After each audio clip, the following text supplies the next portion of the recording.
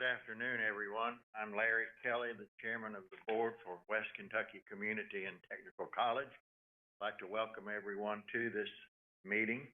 The meeting is being held virtually and is being recorded. Our first order of business would be to call us to order, which I do hereby call us to order. And we will now have our roll call, and we will ask that each member make sure your camera is on, and you will need to have your camera on when you respond to the roll call, so we will officially have everyone on record as being present. Andrew, I'm sorry, let's have the pledge to the flag first, and then we will have the roll call. Allegiance to the flag of the United States of America and to the republic for which it stands, one nation, under God, indivisible, with liberty and justice for all. You may make sure that your camera is on and come on camera as I call the roll to announce that you are present. Andrew Castleman. Andrew was unable to be here today due to his work schedule. Heather Coltharp. Heather, are you? Okay. Thank you. Summer Holland.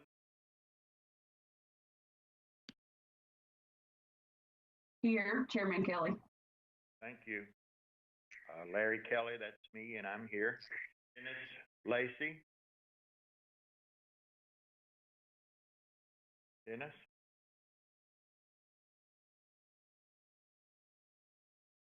Dennis, are you there? I'm here. Thank you. Hello. Barry McDonald. Present, here. Thank you. Chuck Murphy. Here. Thank you. Donna Pearson.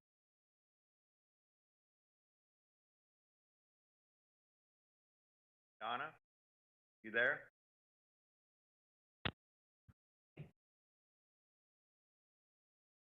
Hello, Donna?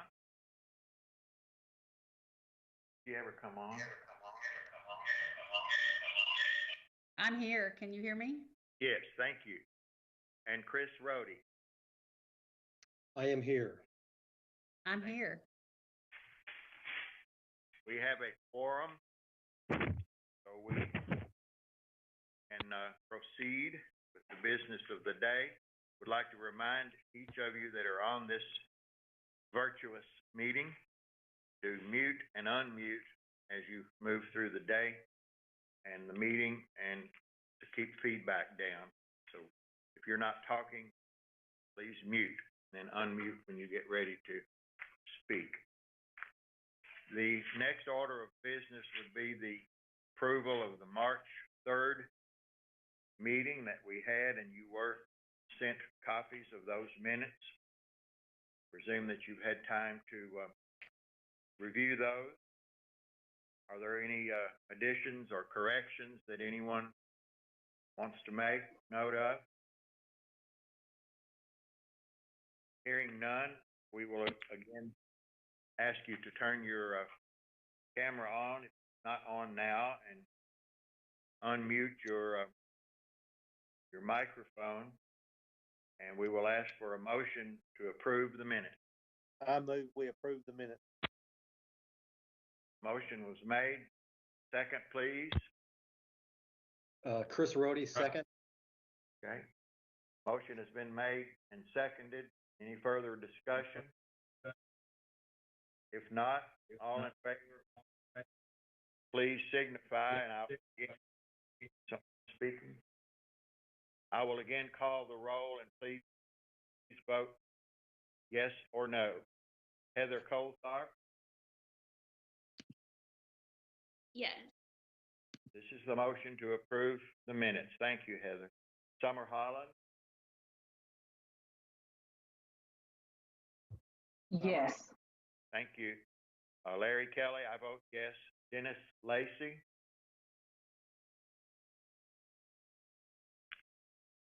Dennis Yes. on the, thank you. Barry McDonald, Yes. thank you. Chuck Murphy. Chuck Yes. on the, thank you. Donna Pearson, Yes, can you hear me now? yes, thank you. And Chris Rhodey, Yes. thank you. Let the record show that the minutes of the March 3rd meeting were approved. Is there any new business that any of the board members want to bring before us at this time? Hearing none, we will move on to the report of the chair. And I emailed everyone this morning a copy of our presidential evaluation for Dr. Rees for this year. And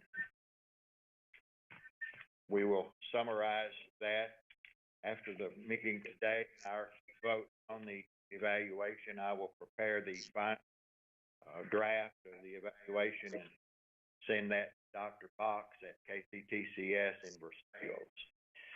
As you see, our board, we had only one that did not submit, but the 8 board members responding, we are one short now. So instead of 10, we only have 9, and one of those did not respond.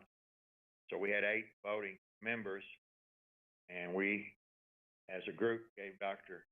Rees, you saw on the email I sent you this morning, institutional leadership and management, he got a grade of 95.6%. Educational leadership and internal relations, grade of 97.5%. External relations, 95%. And college board relations, 94.2%, for an overall average of 95.6%. And that means that in our estimation, Dr. Rees exceeds expectations in all categories of his leadership here at WKCTC. I won't read the entire report. You all got it this morning by email. Some of the highlights in terms of the important contributions during the past year, 2019 to 20. Dr. Rees did an excellent job of handling, and is still doing an excellent job of handling the coronavirus crisis. Comments included timely and thoughtful under very adverse conditions, made every effort to keep our students, faculty, and the community safe. A lot of comments, very positive comments on our Regional Educators Honors Program in terms of not only the event, but the community-wide exposure that we give to these folks and building strong relationships with the secondary schools and all of the schools in our region. So congratulations to Dr. Rees for his instituting that at our college and maintaining that as a major way that we bridge to the other schools in the region. Dr. Rees has been very active in the community, a wonderful relationship with community leaders, and to prove that, he was elected chair for the Paducah Chamber of Commerce for the next year, 2021. The others, lots of good comments on the other categories, and again, I won't belabor that and read everything, but just to wind up that section, for the 6th time, WKCTC has been included in a ranking of the best community colleges in the nation. We're one of 3 Kentucky community colleges ranked by the Aspen Institute among the 150 community colleges in the country that were in this competition.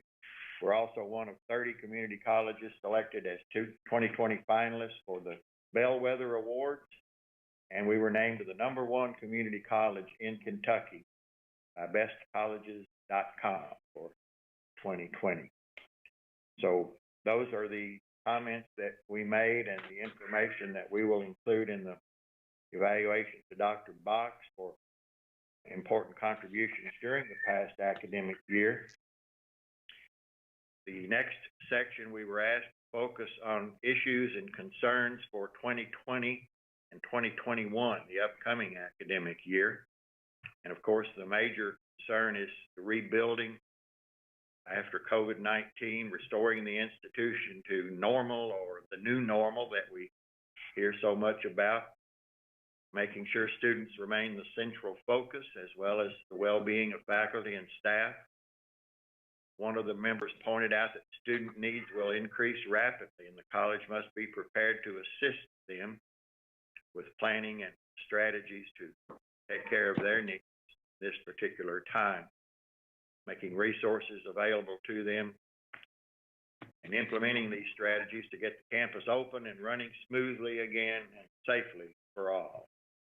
And in line with what we've been through these past few months and are still going through, one of the board members urged that we fully incorporate distance learning technology and procedures into the curriculum and be aware that students may be shopping around for other online classes which may be cheaper, and we need a plan that would address that particular factor. We've urged Dr. Reese to continue the 2020 vision on into 2021, and his visionary approach to the leadership of our college is to be greatly commended, and we hope will continue on in all future years. One of our challenges will be to increase enrollment, to continue to maintain strong relationships with secondary schools to encourage their participation as we strive to increase our enrollment. And of course, the budget situation, which we will hear about shortly, assess whatever steps may be needed to recover from the impact of COVID-19 on our budget. And Susan will be telling us much more about that a little later on. Are there any comments or any other input that any of the board members would like to present at this time? We appreciate each of you for contributing. Now is your time to speak up if there's anything else that you would like to say. Anyone? Good. If not, I will just add, as chair and as spokesman for all of us, Dr. Reese, we do appreciate your excellent leadership, and especially during this time of crisis for our entire country and the entire world for that matter, and bringing it right home to the campus and to our students, faculty, staff, and community. Your leadership is showing and is very much appreciated at this time during the COVID-19 crisis. So thank you for that and your continuing support of our college and our community. Mr. Chairman, if I could, let me just express my appreciation to you and your leadership of the board, and certainly each and every board member for the support, direction, certainly serving as ambassadors for this great college that you've referenced through national, local, and regional recognition. I just want to express my appreciation first and foremost. Second, I also want to recognize that I recognize it's my evaluation, and there are various things that we've been very fortunate to implement by way of vision, and as importantly, having the leadership provided by my cabinet and various campus members as well. Obviously, none of this happens alone, so I absolutely want to thank my cabinet leadership team and the other members, the supporting cast, as they say, that really make the unique things that we are privileged to do on a daily basis, certainly serving our students as well. So I definitely want to recognize them, and certainly pledge that we will continue building on, which continues to be a clear focus of mine and my team, that we are attuned to all the needs of the region, highlighted, and certainly in the context of all things COVID. Two other things I would like to mention as well too.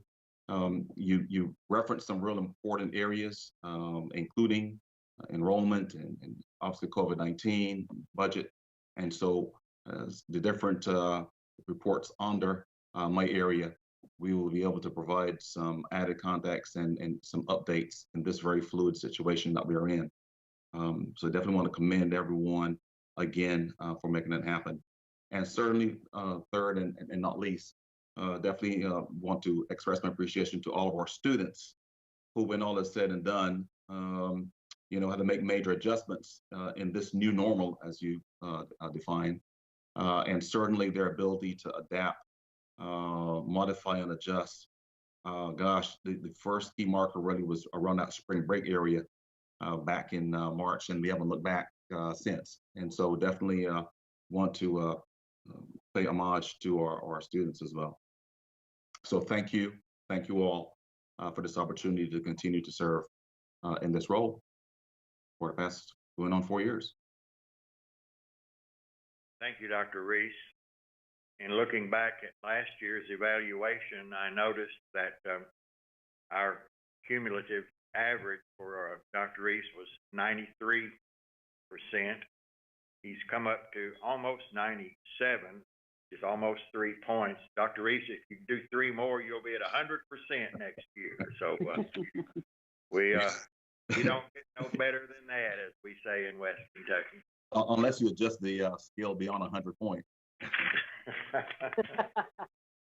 I will point out one other thing that one of the board members wanted to stress, and that is your excellent work in developing partnerships with other universities, such as the U of L dental program. This collaboration between U of L and West Kentucky Community and Technical College will allow students from both institutions to work together in a dental clinic while providing services to residents of our region. So thank you very much for that work and your work with Murray State and UK and all of the other institutions across the state, the other community colleges, and throughout the network. So anyone else has any more thing to say? That now is the time. Otherwise, we will move on to vote on the evaluation and recommend to Dr. Box that Dr. Reese be continued as president of this college. Any other comments or remarks? If not, we will again call the roll, and be sure your camera is on and your microphone on, please. Heather Coltharp. Yes. Summer Holland. Yes. Thank you. Larry Kelly, I vote yes on the motion to continue Dr. Reese's excellent leadership. Dennis Lacey. Yes. Barry McDonald. Yes. Chuck Murphy. Yes. Donna Pearson. Yes. And Chris Rohde. Yes. Thank you all. And that concludes my report as chair. I will now hand it over to Dr. Reese for his report. All right. Dr. Reese. Thank you so much, Mr. Chairman. As you can see, under my area, I have several issues, concerns, and updates certainly to provide in the midst of all things COVID. I want to start particularly honing in on the reopening plans that all of the colleges were asked to submit to KCTCS in anticipation of what Governor Beshear is defining as part of phase 1, which would involve a small select number of faculty staff and pending approval, a select number of students, and we'll explain that here in moments. So as part of that campus reopening plan, I've asked Shay Nolan and Dr. Aiken to co-chair that effort, and I will ask them now to provide a synopsis of our plan.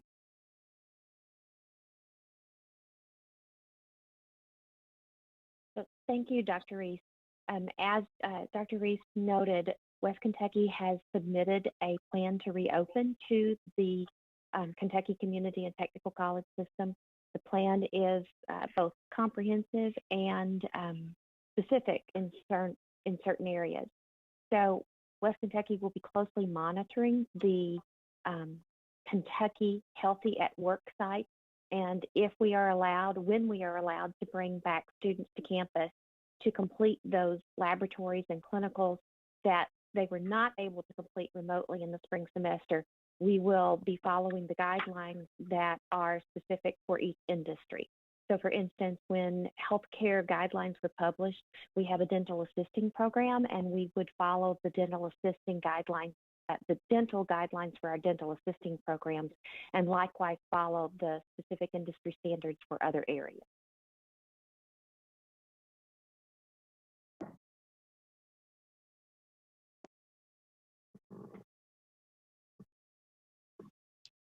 So as far as the campus itself, we have made preparations for daily cleaning at all the buildings, and heavy duty cleaning in any accessed points. Once we do get a date for release to allow more people on campus, then we would do it on a staggered schedule basis, limited access points to buildings, sign-in sheets. That will include if required, thermometers or a self-check type system. We have supplies now on hand that includes the mask, gloves, and sanitizer for that occasion. We also have supplies in stock for our custodial staff. That supply count now is above the requested amount that we've been requesting a 30-day plus half, and we're well above that count as far as the supplies are concerned. We also have signage already posted and signage on order as we move into phase one. That would be posted in each building access point and at their scheduled class areas. That's it on my end, Dr. Reese. And then on the communication, how would we then, once we get the approval with the respective timelines for phase one and on, I'll call on Janet Blythe to give us a brief synopsis of tentatively what that will look like, again, understanding that with all these plans will be updated, adjusted, literally on a daily, if not weekly basis. As soon as we find out about the when the opening will be, we'll be sending out news releases about the phase one approach to our plan. There will also be information that will be posted on our website and some limited information that will be on our social media. If there's anything specifically for the small group of individuals who will be allowed on our campus first, if we have that list, we will also be sending those individuals connect messages. And right now we are working on a communications and a training of what needs to be done as individuals come back on our campus. That's it. Mr. Chairman, I'll pause now to see if there are any questions from you or any of the other board members. Are there any questions? No. If not, we can move on. Before we move on, let me just emphasize this, Mr. Chairman, that certainly, as you can tell from the different reports, this takes an incredible collaboration, again across cabinet. You've heard Dr. Aiken with the academic area, Janet clearly with marketing communications, but I really want to pay particular homage to the campus operations group because they are defined as essential personnel to maintain the buildings and the security of our buildings. And so I definitely wanted to absolutely express my appreciation and thanks to Shay and his team As mentioned, this is an incredible effort, very unusual times. We've talked several times in cabinet that throughout the history of the college, there have been different sort of challenges, right? Prior to me returning, the ice storm as an example, that was a very different experience than what we have now. But the COVID-19 is very, very unique. And this one really called a lot in terms of different entities to really, really step it up. Certainly, as we recognize that really since March, when we went fully remote, then that involved our outstanding faculty to be ready and prepared to deliver that world-class instruction that we do on a daily basis en route to students succeeding and fulfilling their academic journeys. And certainly an offshoot of all of that is the recognitions mentioned earlier that goes to a top-notch faculty doing what they do best, and certainly our staff, our support outside of the classroom, and the tremendous work that they do in, be it from advising, enrolling, transactions financially, et cetera. There's just a lot of moving parts. And again, I just want to commend the entire WKCTC team for their efforts. Dr. Reed, Yes. I would just add one thing to Janet's report regarding graduation. Saw in an email a day or so ago that we were going to combine and have May graduates honored at the December graduation, assuming we're all back to a normal schedule at that time. I imagine that 6 months or 7 months down the road, a lot of our graduates will have moved on mentally and physically to other things. So I would hope that we would have a way that we could reach out to them and encourage them to come back for graduation and bring their families and friends. That's such a special occasion for students and friends. I would hate for a lot to not show up just because of time consideration down the road. Oh, okay, Mr. Chairman. So let me just move that item up and have Janet speak to that about graduation ceremonies and the things that we have in mind. Janet. Okay, Mr. Kelly, you have it right on the head, right on the nail. We certainly understand, and I forgot to turn my mic. There we go. We certainly agree with you that this is the ultimate goal of all of our students is to actually go through graduation. However, what we have done, we did not want to do a virtual graduation. We wanted to have that moment where they walk across the stage. So you are correct. We have decided to combine our fall and our spring graduation ceremonies to December 19th, which is on a Saturday. At this time, we are also surveying our students, the graduates actually for the spring, to ask them how many of them would actually come back in December. And so once we have those numbers, we'll know a little bit more about whether we're going to have 1 or 2 ceremonies in December. So we have actually set the date. We've been checking with and have gotten that confirmed with Carson Center. So we're moving forward with that. In the meantime, the December 9th would have been our graduation. And so that was a very special day for us. So we did submit, Dr. Reese did a video that's still on our Facebook page. If you missed it, it's also on our graduation page on our website. And it talked about how important graduation was and that we hoped that they would come back to the graduation ceremony as such. A letter also went out from Dr. Reese with the information about the graduation date. And inside that letter, we will be putting also some stickers that really is designed to keep them excited about the fact that they actually did graduate or did finish their work. So that survey should be going out next week sometime. And we also have started putting up some yard signs. You may have seen them yourself, Mr. Kelly, when you came in campus. They're all down the street in front of the campus, congratulating our graduates as well as other graduates who are hopefully will be coming onto our campus in the fall. We are also putting that information into social media. We've released a news release on the actual names. We had more than 1,100 candidates for graduation, and so that has been put out in news releases, and I've already been starting to get mentions in a variety of newspapers throughout the nation on that. So we have also put the information about graduation on social media.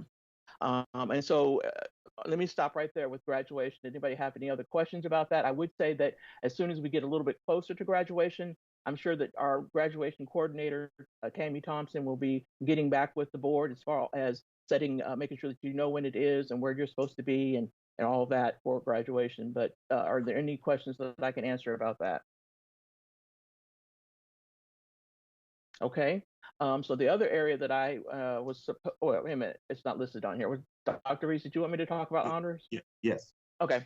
The other part of what we do that we weren't able to do this semester was our honors. Honors is actually for any student in the last year who has made wonderful grades or in a particular program. Doesn't necessarily mean that they're actually are graduates. It's whoever did the best in the previous year. And so the what we're planning on doing with that is having a sort of a virtual tribute to those honor recipients that will be released at noon on May 20th, which I believe is on a Wednesday. We're releasing that on Facebook. There'll also be a landing page on our website that will have the names of those students along with the video. And so the idea behind the video is for each one of the presenters to say something about the award and then to announce who actually have received those honors in the past year.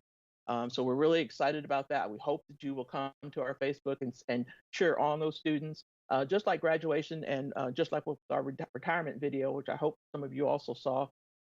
We have gotten a lot of people patting other people on their backs, and that's the best thing you can do to help us with retention and to help these students to continue on is to take a moment to recognize the things that they've achieved. So that's where we are with honors. Again, that will be on May 20th. At noon is when we will release that, and the news releases will go out with the names of those recipients at that time. Oh, and I should mention one other thing. For both graduation and honors, we will be sending profile frames for students to put our college around them and put on their Facebook pages, as well as doing frames for the honor students. And we'll be showing different honor students throughout the rest of the semester, the rest of the summer, because we have over 50 that are being honored. So we'll be doing them in small batches, so everybody can recognize those honor students as well as our graduates through the upcoming summer. Any questions about that or honors? As Janet shares those two anchor, if you will, graduation and honors, those very significant events. Again, certainly with all things COVID, we have to rely so much, even more heavily than normal, in terms of the work coming out of marketing communication, keeping and thinking of innovative and creative ways of celebrating our students, recognizing our faculty, staff, et cetera, as examples. So thank you, Janet, for your leadership of your team in that area. Thank you. COVID has had a significant impact with regards to enrollment. And as part of the enrollment/budget conversation, Emily Peck, our VP of Student Life, will be sharing some enrollment updates. And then Susan will be rolling in portions of that as part of her presentation as well. Good afternoon, and thank you, Dr. Reese. Clay, can you go ahead and go to the next slide, please? Thank you. And I first want to wrap up this academic year and give you all an idea of where we stood with our credential-seeking students, our unofficial numbers for spring, but then also our total head count, and before we start talking about moving forward. So for our fall and spring credential seeking, I wanted to do a year-over-year comparison of where we were in 2018-19 compared to where we are ending for 2019-2020 for our fall and spring terms. Our fall term, as you see at the very top, the blue represents the 2018-2019 year and the orange represents the 2019-2020.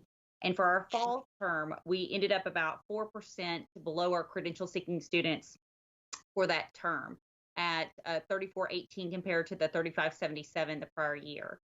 For spring, we had a little bit more of a decline, mainly because we were cut short with our recruitment due to COVID-19. So if you look there, we had about a 6% decline, 5.7% decline year over year. So we ended up at 2920 versus 3098 for 2018-2019. So total amount of, if you add those two terms together, we were total down about 5% year over year for that total fall spring combination. And compared to system-wide KCTC, go ahead. Can you pause there for a second, Emily? Yeah. So what Emily is describing here, though, again, is the credential seeking, not the overall head count. So I just want to put that distinction in there as well. Yes. And Clay, if you'll go to the next slide, I'll talk to you all about the total head count. And here's our picture of our total head count for all students. So our total head count for spring, which is the top numbers, again, the 2018-2019 is in blue. The orange represents the 2019-2020 year. So for spring, we were at 4,779 for this year in comparison to last year at 4,979. And again, it was due mainly because of COVID-19, getting those last cohorts of some of our workforce were unable to be there, in addition to those last minute classes that we usually enroll for spring. So that was about a 4% decline for spring. For fall, it was a different story. We ended up about 2% above prior year at 6,389 compared to 6,259 for prior year. And then total numbers, we were down less than 1%. So we were almost flat year over year with our total head count. And again, mainly because that spring miss. And Clay, if you could go forward one more. For our summer term, as we fast forward, COVID-19 obviously has been a true challenge for us that we're definitely doing everything we can to enroll our students, get them excited and moving forward, even in this unpredictable time for us. So what we're seeing right now is for our summer students, the visiting students, I always like to highlight, because these are students who are coming to WKCTC from other institutions to pick up, one or two classes during those summer. Last year, this time is represented in the orange. The blue is where we were final for 2019, and the gray is where we are this year. So if you look at where we are this year, we have 107 visiting students as of this report, and compared to the same time last year at 133. So down slightly there for visiting. Our credential seeking students, we're at 673 in comparison to 870 last year. So we're trending about 22% below prior year. And then headcount is a similar story, about 22% below prior year at 825 versus 1063. And if you'll advance one more time, Clay, that will give us the fall trend and fall terms. So fall trend, I want to really point out, because we've been doing a lot of hard work and efforts trying to close gaps here, making some good leaps and bounds. If you'll look on this slide, the gray represents where we are year to date for this year, 2020. The orange is 2019, and the blue is where we were our final count for 2019. So our credential seeking students were currently at 1,929 in comparison same time this year or last year. We were at 2,305. So that's about we're about a 19% decline over prior year. And for our total head count, we're seeing that similar story. We're at 2058 this time this year, and versus the 2567 for prior year. And so we're looking at obviously about a 20% decline for prior year, but it's very, very important to point out where we are in comparison to all KCTCS campuses across the system. Total campuses, as far as head count right now, if you look at us as an entity of Kentucky, we're down about 25%, versus West Kentucky is down about 19.8%. When I look at our credential seeking students, we're actually trending the best of all KCTCS systems as far as percentage of where we were last year with our credential seeking. So we're really trying to close gaps there by doing some very, very creative enrollment initiatives with the helps of marketing, with the helps of our advising team, the faculty members, enrolling students, and contacting those students to get them in those summer and fall classes. So any questions about enrollment?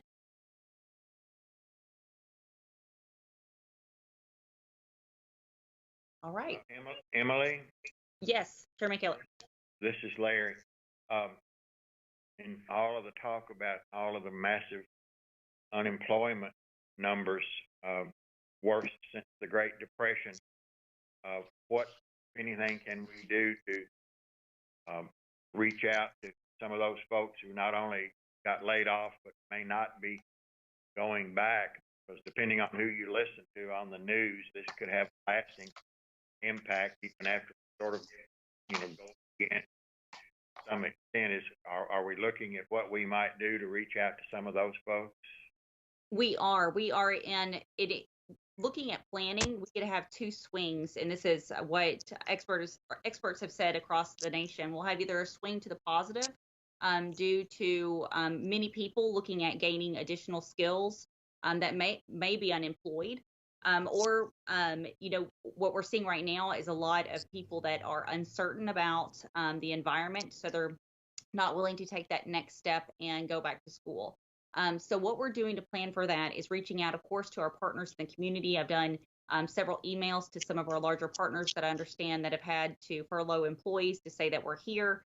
I know that our recruiters have been in contact with all of our career centers across our area to make sure that they understand that we are still an option, and that we are offering classes, and we are offering the online options for summer and enrolling for fall right now. So we're partnering as much as we can, and also leveraging some of our programs, including the Ready to Work program, which is really focused on some of those individuals that might need some additional skills and have some ability to have some amazing support systems for them as they're looking for employment.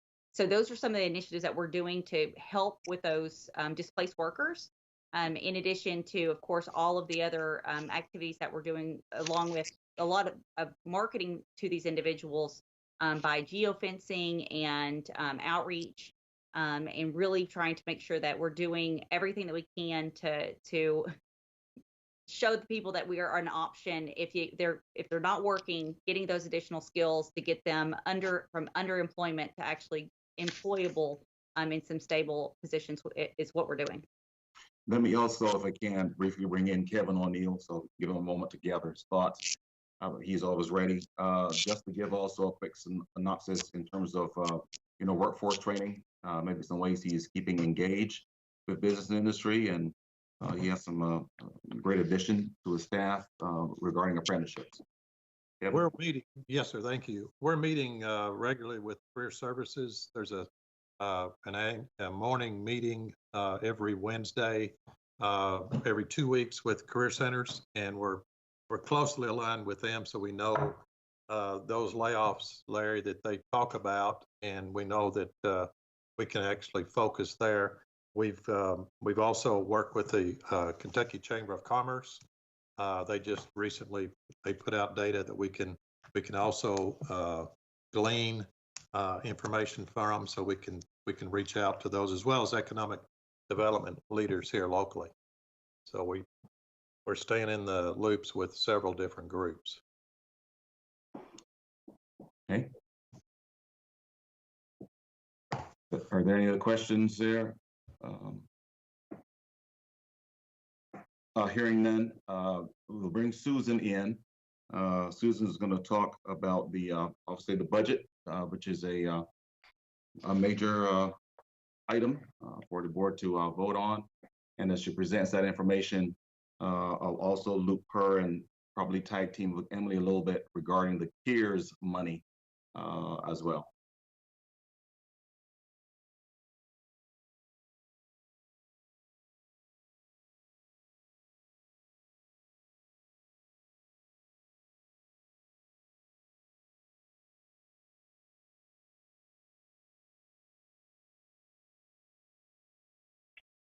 Susan, are you there? You hear me now? We can hear you. Okay. Sorry about that. not sure exactly what happened. Yes, it's that time of year again. Clay, would you go ahead and change the screen, please?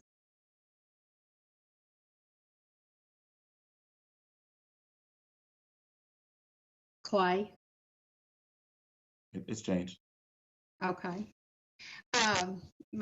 Apparently my screen may be lagging a little bit. Basically, the budget that we are proposing for July the 1st is basically a lot the same of what we are in this year, not too many changes. For the new members, I will go over some of the format that we use. If you look at, you will have this this proposed budget in your packet also, and you should have in your packet the current year budget, so you can compare the two to see where the differences are. If you'll notice, there are 4 columns. The first is the description column and tells what the source is or the function. The second column is unrestricted funds. Those are the funds that we use to operate on a yearly basis. That's our general operating funds for our normal processes. The next column is our restricted funds, and that can be anything from Pell Grants to student loans for our students. It's funds with a restricted purpose. And then the 4th column is our total. You'll notice our total budget is $48,200,000. I'm sorry, I'm $48,1,200. I want to point out something while we're here. Up in the first section where it says source of funds, that is your revenue accounts. You will see state allocation as your second, and it says it's $12,143,000. And then down at the bottom, in that same section, system services and state system-wide contracts is $4 million. I want you all to pay attention to that, because that is when you put those two together, you get our net tuition, net state allocation, and that's what I will be talking about in a few minutes. All right, Clay, can you go? I can see it now. If you'll notice, some of the main difference, I guess, between these two budgets, the restricted is about $200,000 less than the current year. The general funds, some of that is tuition and other factors have come in. It's based on current year actuals, things that we have booked for the year. The unrestricted includes grants and gifts, and the grants are up due to CARES funding. We are receiving $2.44 million for CARES. Half of it will go to our students, and half of it will come to the college to backfill on the expenses, the additional expenses that we will have due to the pandemic. All right, one more page, Clay, please.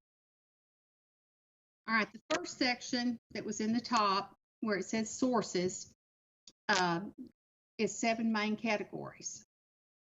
These are the one. This is. I also have a chart here in just a minute to show you on this, but how we came up with some of these projections. The tuition is, we are budgeting flat.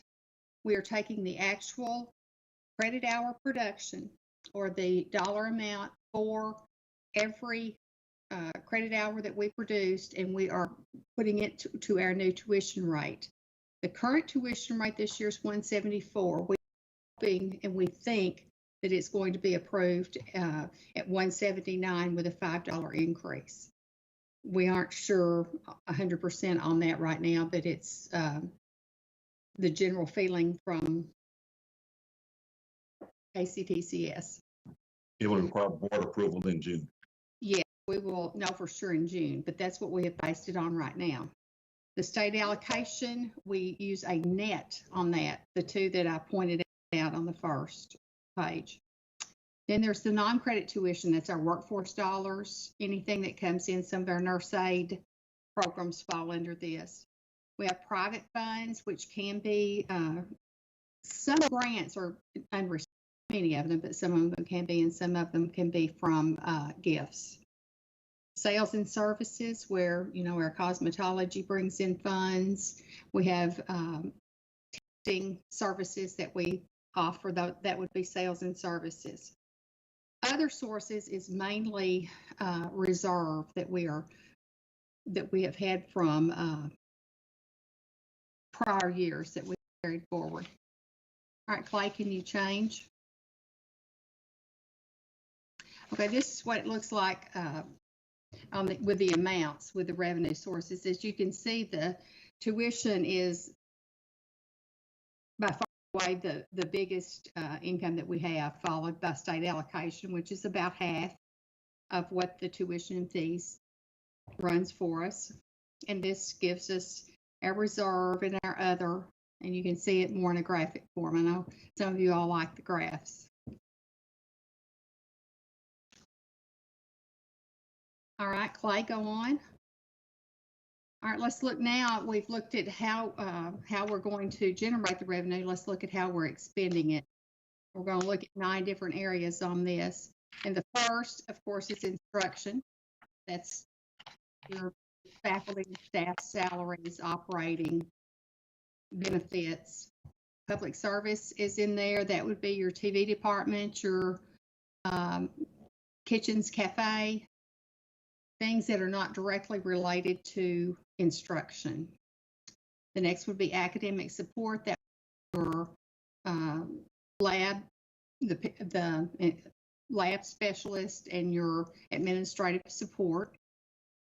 The next category of expenditures is libraries. And then the next is student services, the admissions, registrar, that type thing. Institutional support would be the president's office, the PJC, and business office is under institutional support. All right, Clay, one more. That institutional support was listed twice. I didn't catch that until today, sorry. Maintenance and operations is a function area. Student financial aid. And student financial aid isn't what you would think of as financial aid office. It is the waivers that we give for things such as foster children, fire orphans. There's a whole lot of different waivers that we give that are mandatory. And then our biggest amount, of course, is the dual credit. And then the next expense is where we hold into reserve. All right, Clay. And this is what it looks like graphed out. Of course, as you can see, by far and away, the biggest is the 14+ million in instructional support. That's our core mission. Operations and maintenance, we have a very large campus with lots of square footage comparatively. All right, Clay. Let's look at it now by that same pot of money, but let's break it down into the objects now. You got personnel costs, which is by far and away the biggest. Operating expenses, that would include utilities, small expenses for each of the departments, or it could be some fairly large, but then capital outlay would be your larger groups, your larger purchases over $20,000. Grants and aid, that's again, that scholarships. It's our small scholarships and our dual credit waivers and other waivers, and then transfers, and then where we hold the budget reserve. Clay. All right, this is what it looks like.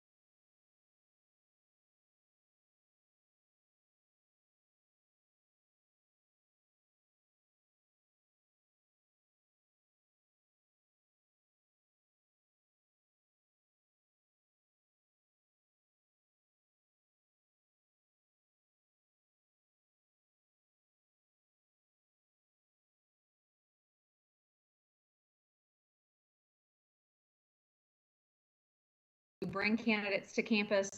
There's 4 individuals that we'd like to bring to campus that first week of June, if we can get the go-ahead to do so. And then shortly thereafter, hopefully be able to make an offer to a candidate and get them on the job here in Paducah as soon as possible. July 1 is, as Susan said, the beginning of our new fiscal year and academic year. So if we can get July 1, that's great, but more than likely it'll be mid-July, perhaps closer to the 1st of August. Any questions?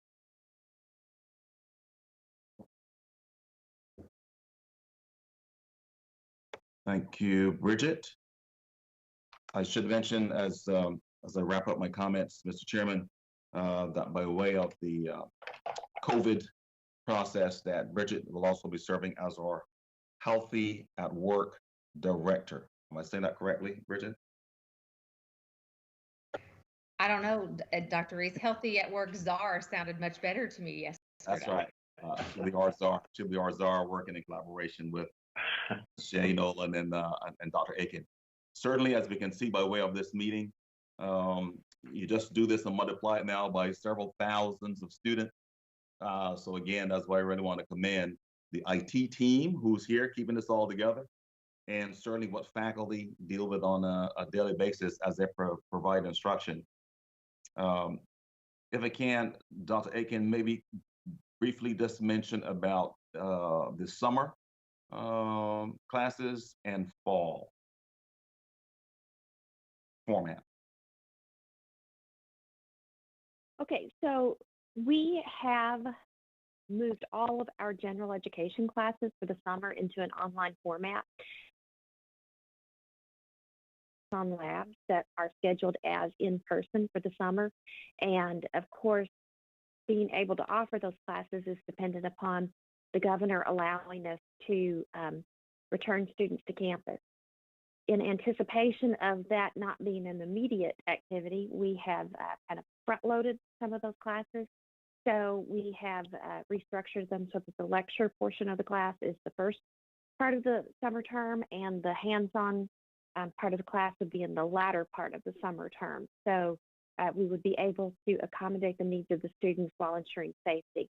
For the fall term, we have appointed 3 committees to look at options for what the fall semester might look like under a number of different scenarios. So this is the same approach that the University of Kentucky, Western Kentucky University, and other institutions are using, where we're involving faculty and staff in the planning. So because they know their areas better than anyone else. So they're asked to answer questions such as, what if we're not allowed to return this fall? What if we have to, once again, switch to remote learning? What if we have a small period of time when we have to switch to remote learning?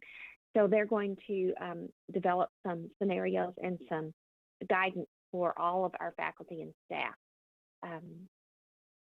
And all of our fall classes have also been web enhanced. So each class has a Blackboard shell. So that will allow the faculty to have their rosters and their syllabi already online should we have to unexpectedly switch to remote learning. And Dr. Sten is working with the faculty to develop some guidelines and some templates for that transition should it happen. Thank you so much, Dr. Aiken. With that, Dr. Aiken, I have a quick question.